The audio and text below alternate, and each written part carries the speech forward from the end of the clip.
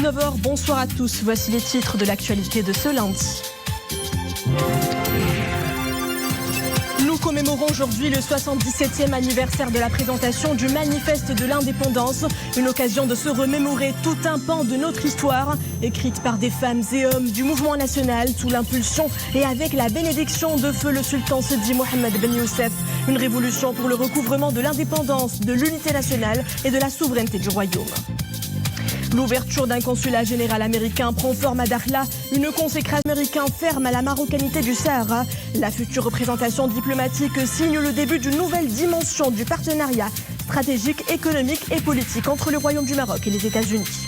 Affaissement de routes, effondrement de maisons, des infiltrations d'eau, crues douades et inondations. Le bilan humain et matériel des récentes précipitations s'alourdit. Retour dans cette édition sur l'ampleur des dégâts dans certaines zones du Royaume. Bonsoir. D'abord, ce message de félicitations adressé par Sa Majesté le roi Mohammed VI au sultan d'Oman, Sa Majesté Haytham Ben Tariq Ben Taimour, à l'occasion du premier anniversaire de son accession à la magistrature suprême de son pays. Dans ce message, Sa Majesté le roi se félicite des liens solides de fraternité et d'estime mutuelle liant le royaume du Maroc et le sultanat d'Oman, faisant part de sa forte détermination à œuvrer de concert avec le sultan d'Oman pour renforcer les relations de coopération fructueuses et élargir leurs perspectives en vue de répondre aux aspirations des deux peuples frères. Nous commémorons aujourd'hui le 77e anniversaire de la présentation du Manifeste de l'Indépendance. Sa Majesté, le roi Mohammed VI, a bien voulu à cette occasion accorder sa grâce à un ensemble de personnes condamnées par différents tribunaux du royaume, qui sont au nombre de 756, dont des bénéficiaires qui sont en détention et d'autres qui sont en liberté. Les bénéficiaires de la grâce royale qui sont en détention sont au nombre de 493 détenus, avec grâce sur le reliquat de la peine d'emprisonnement ou de réclusion au profit de 17 détenus, remise de la peine d'emprisonnement ou de réclusion au profit de 475 détenus, commutation de la peine perpétuelle en peine à temps au profit d'un détenu.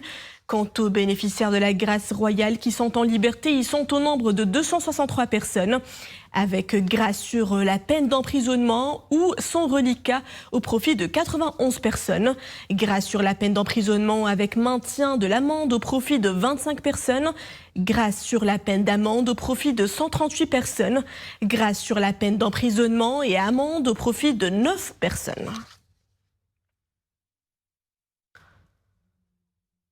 C'était un 11 janvier et c'était il y a 77 ans, l'anniversaire de la présentation du Manifeste de l'Indépendance, une occasion de se remémorer un pan de notre histoire, une révolution nationale pour le recouvrement de l'indépendance, de l'unité nationale et de la souveraineté pleine et entière du royaume. Mohamed Aïtleshker évoque pour nous cette page de notre histoire. Du haut de ces 12 siècles, le royaume du Maroc a toujours lutté héroïquement contre les plans d'atteinte à la souveraineté nationale. Au siècle dernier et durant 5 décennies, des forces étrangères se sont acharnées pour s'emparer des potentialités et richesses dont regorge le pays, en le divisant en zones. Protectorat français dans le centre du Maroc, protectorat espagnol dans le nord et le sud du royaume. Tanger était faite zone internationale. Alors pour la libération de l'ensemble du territoire national, le peuple marocain uni derrière son roi n'a ménagé aucun sacrifice pour contrer et faire échec aux ambitions perfides des colonisateurs et pour rétablir l'indépendance, l'unité nationale et la souveraineté pleine et entière du royaume. L'histoire de la lutte nationale pour l'indépendance est ainsi marquée par des moments charnières, à l'instar du soulèvement contre le Daïr de 1930, la présentation aux colonisateurs français d'un plan de réforme en 1934 et en 1936 par le comité d'action marocain, l'embryon du mouvement national, et surtout la présentation du manifeste de l'indépendance en pareil jour d'il y a 77 ans, le 11 janvier 1944. La signature du manifeste de l'indépendance par 67 membres du mouvement national, dont une femme, et sa remise aux autorités coloniales et aux représentations de 3 puissances, les États-Unis, la Grande-Bretagne et l'ex-Union soviétique, était un message fort, exprimant le refus catégorique des Marocains et de leur roi de continuer de vivre sous tutelle, symbolisant le vœu exprimé par toute une nation afin de redresser le cours de l'histoire. Le manifeste de l'indépendance comprenait un ensemble de revendications politiques, dont certaines ont trait à la politique générale et d'autres réclamant l'indépendance du Maroc sous le leadership du sultan Sidi Mohammed Ben Youssef.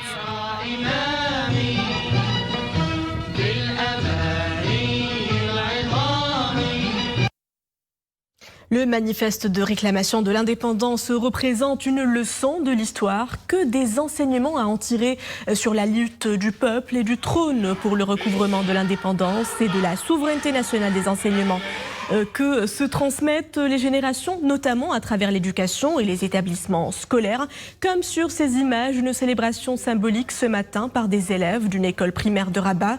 Après chant de l'hymne national et salut du drapeau, ces élèves ont eu droit à une panoplie d'activités éducatives et ludiques, les imprégnant de cet ineffaçable événement national, plein d'enseignements et de nobles messages remémorés et réappris par ces écoliers, cette nouvelle génération.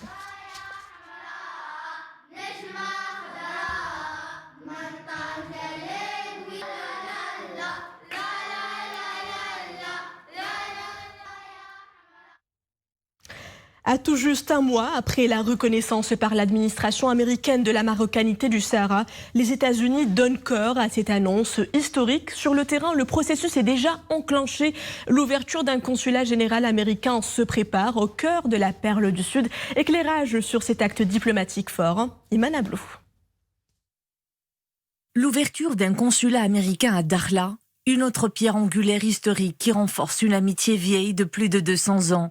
C'est en ces termes que l'ambassadeur des États-Unis au Maroc s'est exprimé lors de son déplacement hier à Dakhla pour le lancement du processus officiel de cette nouvelle représentation diplomatique des États-Unis dans le Royaume.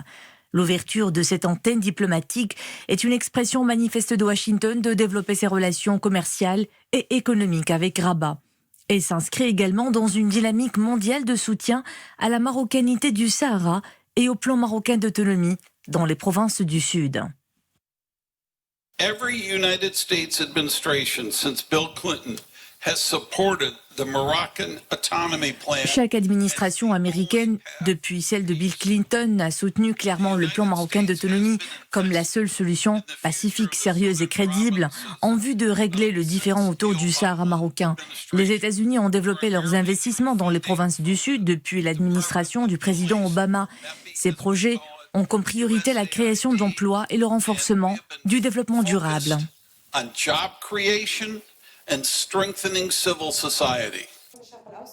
Et puis, des projets personnels semblent se profiler à l'horizon dans cette ville où il fait bon vivre.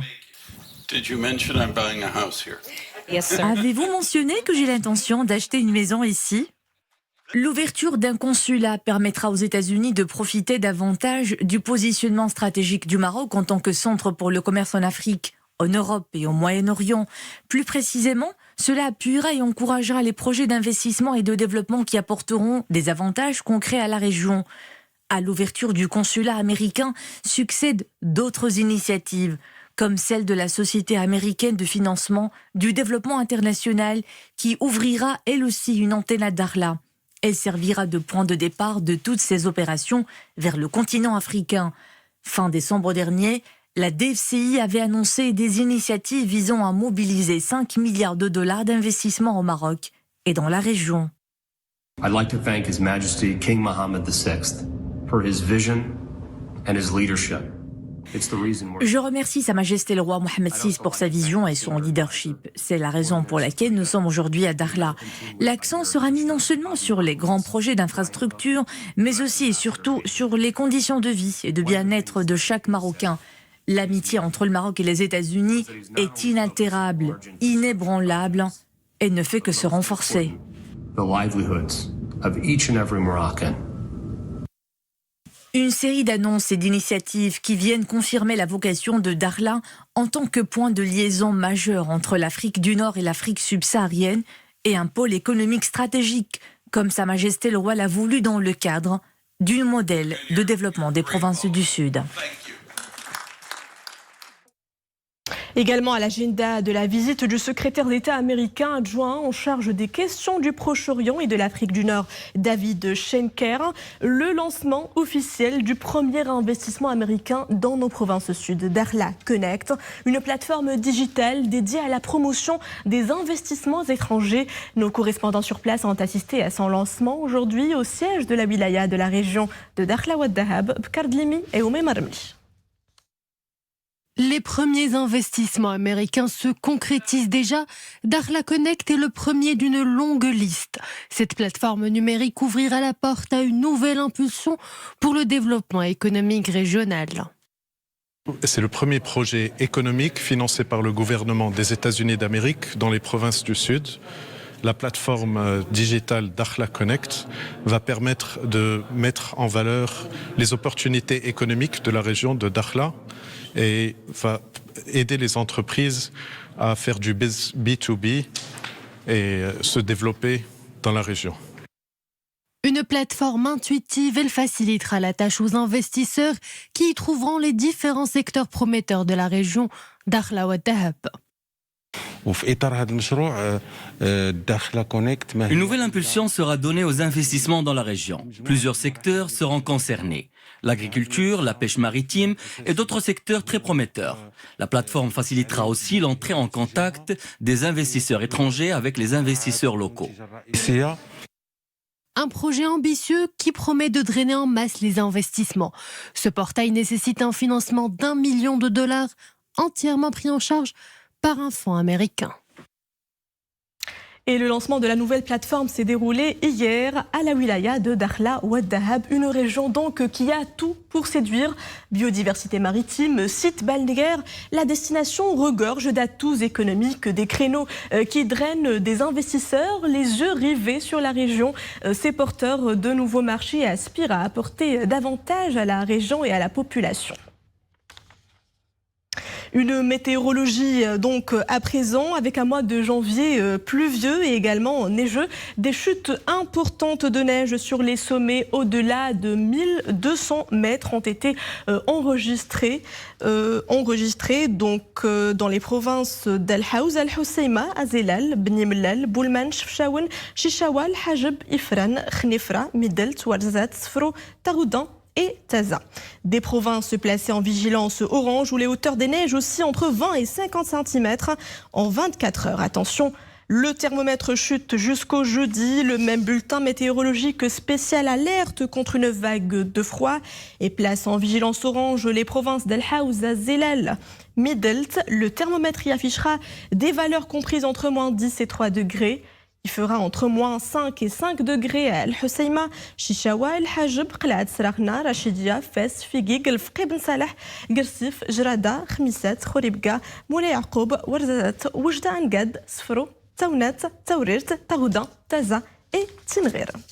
Quoique très attendu, cet épisode pluvieux inédit a occasionné son lot de dégâts humains et matériels. Les récentes précipitations ont été dévastatrices, malheureusement, dans plusieurs de nos régions. Un nouvel effondrement de maisons menaçant ruine a fait un mort et 4 blessés à Casablanca.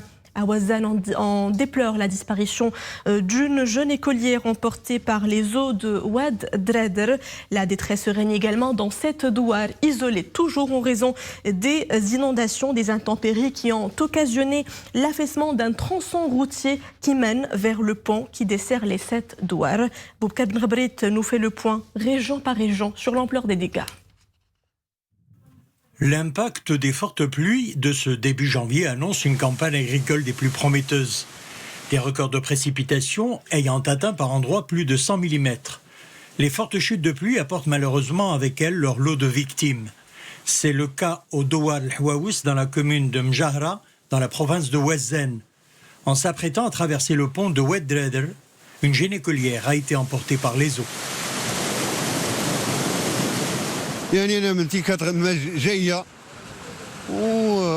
Ma fille a disparu, emportée par les eaux de l'Oued.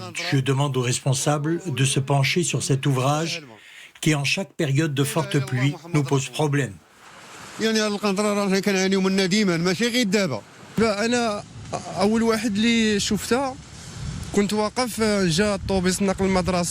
Je suis le dernier à l'avoir vue. Elle est descendue du bus scolaire. Elle était seule, à quelques mètres du pont qu'elle devait traverser pour aller chez elle de l'autre côté de l'Oued. La puissance des eaux l'a emportée.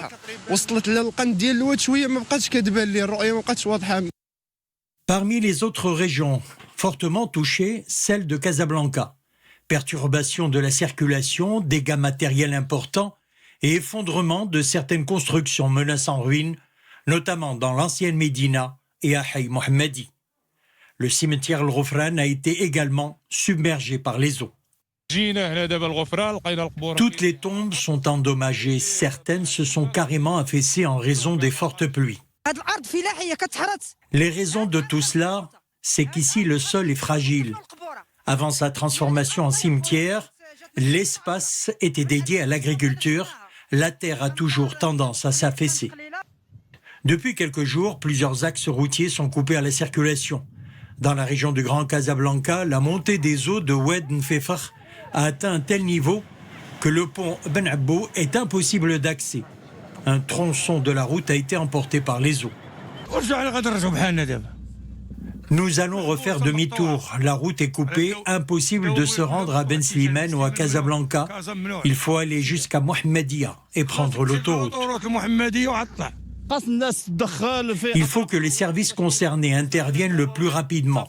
Ces douars sont complètement isolés. Nous ne pouvons pas aller faire des achats et nos enfants ne peuvent pas rejoindre leur école. Des dégâts certes, mais la saison agricole s'annonce prometteuse. Les retenues des barrages au niveau national ont atteint plus de 6 milliards de mètres cubes, soit un taux de remplissage de près de 40% en moyenne nationale. 5 barrages ont atteint un niveau record, avec un taux de remplissage de 100%. En réaction à ces intempéries qui s'abattent sur l'ensemble du territoire depuis le 5 de ce mois, le Fonds de solidarité contre les événements catastrophiques mobilise ses équipes pour atténuer les dégâts subis par les citoyens, en particulier dans la ville de Casablanca. Dans le cas où ces intempéries sont qualifiées d'événements catastrophiques par arrêté du chef du gouvernement, certaines victimes seront éligibles aux indemnités accordées par le Fonds de solidarité lorsqu'elles ne sont pas couvertes contre les conséquences du dit événement catastrophique. Il s'agit des personnes ayant subi un préjudice corporel occasionné directement par l'événement catastrophique, y compris les personnes prenant part aux actions de secours, de sauvetage et de sécurisation liées à cet événement ou leurs ayants droit. En cas de décès ou de disparition des dites personnes, sont également éligibles aux indemnités les membres d'un ménage dont la résidence principale est rendue inhabitable directement par le dit événement et des personnes non membres du dit ménage lorsque leurs conjoints et ou leurs enfants à charge sont membres. Le bénéfice des prestations du fonds est subordonné entre autres à l'inscription au registre de recensement des victimes des événements catastrophiques auprès du ministère de l'Intérieur. Ces inscriptions seront déclenchées dès publication de l'arrêté précité du chef du gouvernement. La pluie a donc fait son grand retour. Des passages pluvieux soutenus et abondants dans les hauteurs ont avoisiné entre hier et aujourd'hui les 42 mm à Rabat-Ville, 36 à Rabat-Salé, on relève 21 mm à Mohammedia et Kenitra, 19 à Casa en Faye, Noissel, 18 à Chefchaouen et Ifrane, 14 mm à Sidi Slimane, 13 à Ben Gurir, 12 à Larache et Meknès, et Sabira Aéroport 11,1 mm. On enregistre 10 mm à Safi, Fès, Khouribga, Marrakech et Titmelil, 9 à Tanger, Stat et Taza, 8 à Bnimlal et Tiznit, 7 à El Jadida. De plus faibles hauteurs de pluie ont par ailleurs été enregistrées à Tétouan et Sabira Port, Sidi Ifni et Tantan, soit 4 mm. 3 à Agadir Massira, 2 à Agadir Izgan Gilmim et Midelt et moins d'1 millimètre à Laayoune. Covid-19, les chiffres de ces dernières 24 heures, 456 nouveaux cas recensés, 24 décès et 1110 nouvelles rémissions. Le nombre des cas actifs s'élève à 19 215 au moment où celui des cas graves ou critiques grimpe à 1053 cas. 56 nouveaux cas de plus en 24 heures. 72 sont sous intubation et 559 autres sont sous ventilation non invasive.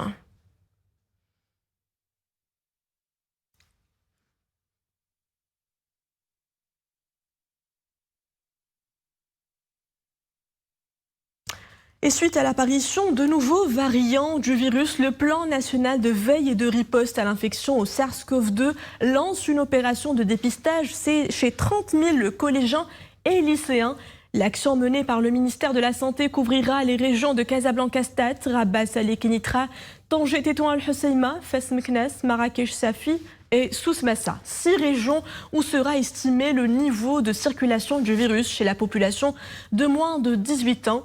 L'opération permettra également de caractériser génétiquement les variants circulants.